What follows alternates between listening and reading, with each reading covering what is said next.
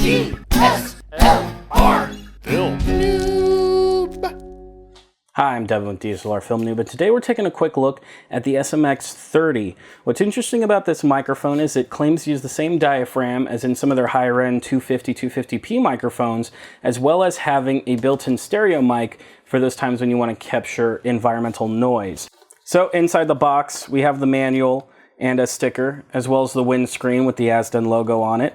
And then a pretty nice pleather, I guess you could call it, pouch here that holds the microphone unit. So there's several few interesting features on this microphone before we dive into the listening test. One, I like how easy this front-loading tray is for 2 AA batteries. And I like that it is 2 AA batteries because 9 volts, I don't know, for me are just harder to come by.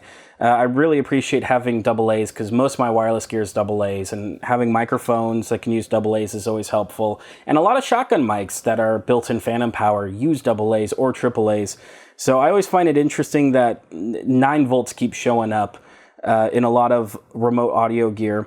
One of the interesting parts here is that the battery switch here has an actual auto mode, which means it'll detect if your camera produces any kind of voltage while it's on, which a lot of DSLRs and other 3.5mm jacks that for powered microphones do have. It'll automatically turn itself on and off when the camera turns on and off, which is super convenient to make sure you don't run out of power. Looking more closely at the back, you have your usual high-pass filter to eliminate some of those rumbling noises. This is where you can pick between the shotgun microphone and the XY pattern stereo microphone on top of it, as well as having a -10 and +20 boost. They do recommend, because they believe their preamps will be better than anything that's inside the camera, to always use the +20 unless it really is a loud environment, concert venue or something like that, where you're going to be over clipping things if you go with that +20. So you may be able to see it just slightly, but right inside there is the 2 diaphragms, and we're going to take a listen and see how good they are at just capturing ambience. I can't say I'd particularly use it on too many projects, but there are a few times where you go out with a purpose of documentary filmmaking or something like that, that having an XY pattern kind of stereo microphone to capture the ambience of a room is going to be a bit more appropriate and give you some stereo separation and sound a little better than just using the microphone. Now, they do say that this is the same diaphragm as in their 250, 250p, which we also did a review on before, and you can check out a link for that in the show notes below. But it's going to be interesting because this is a plastic housing and it has a little bit less weight, and it'll be interesting if all the other parts that go into this and the preamp and everything else actually stand up and sound just as good as those 250s did. And I do appreciate that for suspension, they're using these a softer plastic here. We've seen this with some of the other microphones that are made for DSLRs.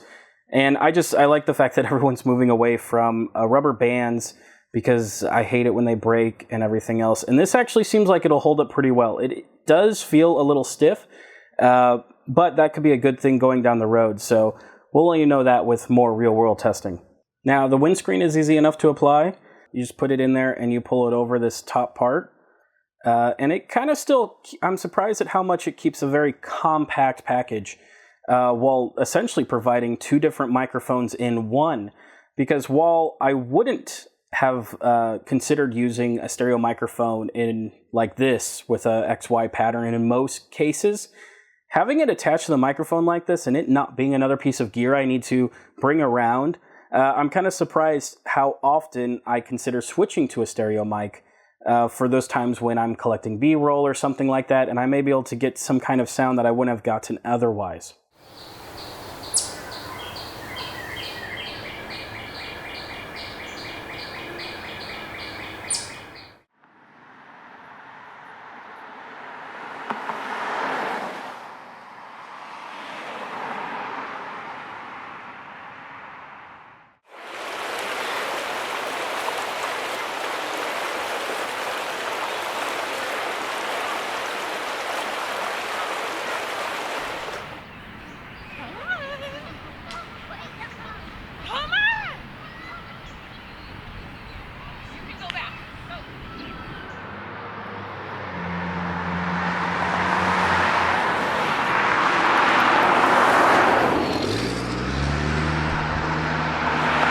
So I've had the microphone for a few months now, so I've been able to really put it through its paces, and I'm very tough on my gear.